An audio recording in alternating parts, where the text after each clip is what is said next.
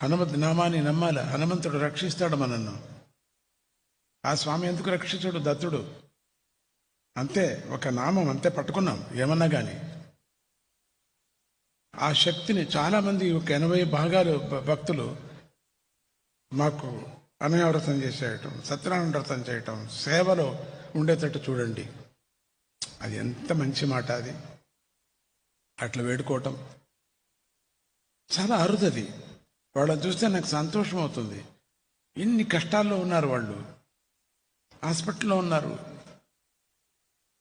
చాలా బాధలు, ఇంటి నిండా బాధలు, అయినా వాళ్ళు ఎంత సంతోషంగా మేము మీ సేవ చేయాలి, మాకు శక్తినివ్వండి. మనం ఆ గుంపులో చేరాలి. మనం దయచేసి ఆ గుంపులో చేరండి. గట్టిగా కొట్టచ్చు చప్పట్లు, ఇటు కొడతారు.